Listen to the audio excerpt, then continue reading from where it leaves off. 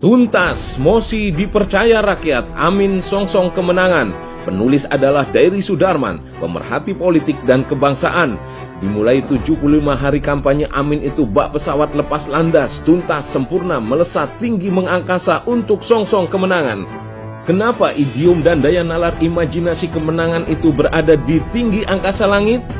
Karena di sepanjang landasan adalah analogi tumbuh berkelindan perjuangan dan kejuangan yang telah dilewati oleh Anies itu justru berawal dari bawah bersama seluruh strata akar rumput rakyat pengusungnya, kemudian bersama berada di pesawat itu untuk melesat lebih tinggi.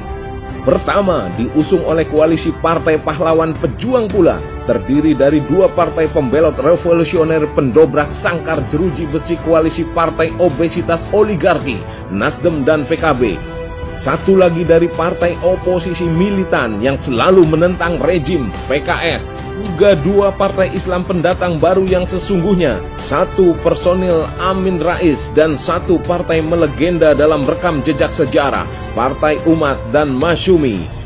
Kelimanya mengusung Amin sebagai paslon presiden dan wakil presiden, tidak saja karena dilihat dari entitas kepantasan, kepatutan, kepatuhan, dan kepanutannya saja, bahkan dari kepentingan kompetensi, kecerdasan intelektual, dan kapabilitas keduanya sangat mumpuni untuk memimpin negeri ini dan atau berkolaborasi bersama memimpin dunia mondial. Bukan seperti dua paslon di sebelah, kedua-duanya Prabowo Gibran maupun Ganjar Mahfud bukan hasil usungan secara konstitusional partai. Yang sesungguhnya partai-partai itu tengah mati suri peran dan fungsinya karena tersandra dan disandra oleh kepentingan mencetak dosa bersama akibat kohesivitas vested interested kolusi, korupsi, dan nepotisme berkeroyokan bareng rejim oligarki itu. Kedua-duanya adalah paslon karbitan hasil rekayasa istana rejim penguasa Jokowi bersama oligarki korporasi alias hasil produksi politik cawe-cawe Jokowi. Sebagai fakta, pelanggaran konstitusionalnya hanya melahirkan politik dinasti kembar berbeda rupa. Yang satu dinasti turunan asli biologisnya Gibran yang dikawin paksa ke Prabowo. Simbolisasi yang diskeptis dan diapatisi rakyat sebagai pasangan antara tua kencur atau pepaya tua belimbing sayur. Apalagi populer di kalangan komunitas anak muda milenial alias Gen Z dengan salah satu narasi penyebutannya yang viral. Percuma aja lu gemoy kalau lu gampang digibranin, dicurangin. Sementara Ganjar Pranowo adalah dinasti sintetis, dicangkokkan ke PDIP yang boleh jadi penyebabnya karena kurang lebih hal yang sama, tersandra dan disandra pula. Malah PDIP disoroti sebagai partai gudang koruptor. Kedua, karena Amin didukung oleh ujung tombak kemenangan itu adanya partisipasi publik komunitas swadaya mandiri tanpa pamrih dan genuine sukarelawan politik. Realitas pendukung yang hanya dimiliki oleh Anies semenjak Pilkada 2017 perintisannya yang memenangkan Anies sebagai Gubernur DKI Jakarta. Sedangkan yang lain tidak hanya tiruan tetapi produk sintetik murni rekayasa buatan rejim yang hanya berorientasi kepada kepentingan duit, no money, no political volunteer, menguras ambrol kantong kas para korporasi oligarki. Ketiga, yang tidak kalah penting, dukungan swing voter para komunitas pembelot de facto koalisi partai oligarki rejim penguasa, seperti ditunjukkan dengan kehadiran Sekber Nasional Kuning, Ijo, dan Biru atau KIB sebagai refleksi kekecewaan rakyat akar rumput terhadap elit politik partai Golkar, PAN, dan P3.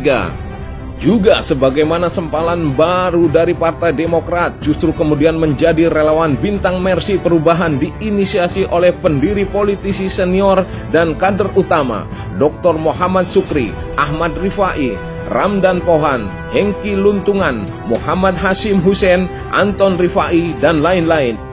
Dan keempat, terakhir dukungan yang berasal dari public voting mass yang justru tengah terempati dan tersimpati. Bak mesin turbulensi utama yang akan mendorong sangat besar di jalan perebutan antrian merapatkan keberpihakan ke Amin. lihatlah kebangkitan seluruh umat Islam bersatu.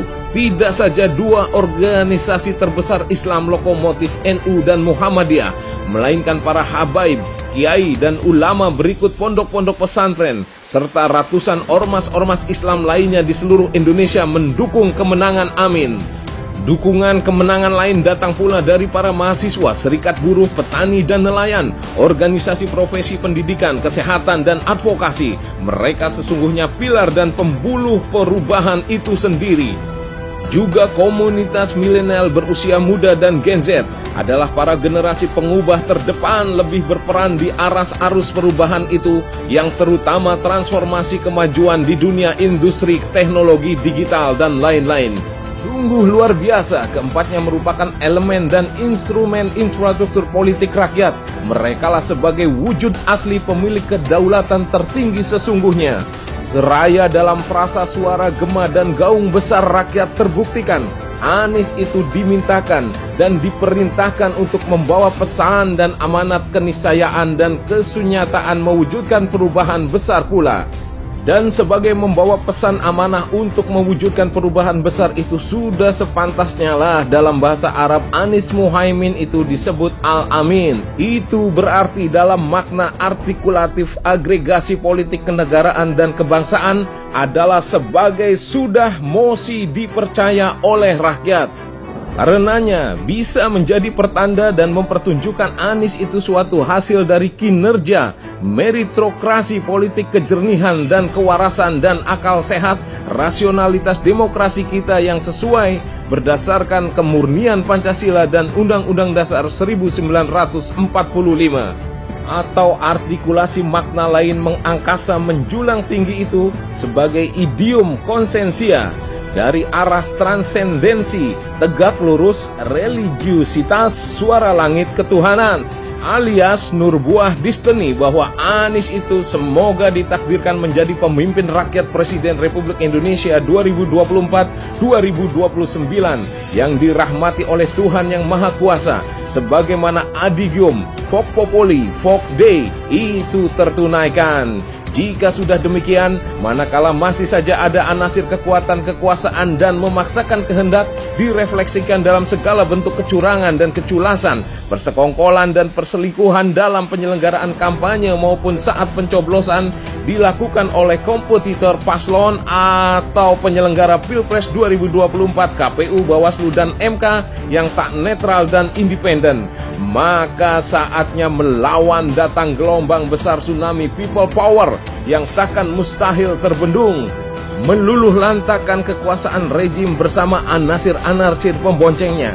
Koalisi partai kroni dan koloni diduga dari partai terlarang yang mendompleng dan konspiratif, oligarki korporasi terkoneksi ke komunis RRC Tiongkok. Karena setelah melewati segala rintangan ini, di ufuk langit itu sudah ada enlightenment, pencerahan cahaya terang matahari untuk menunjukkan arah dan haluan tempat pesawat besar harus landing di tanah harapan yang memerdekakan dan memenangkan rakyat di telapak kaki Ibu Pertiwi Indonesia, yang kelak kebersejahteraan, berkemajuan, berkesetaraan, berkeadilan dan berkesatuan persatuan itu nyata dirasakan.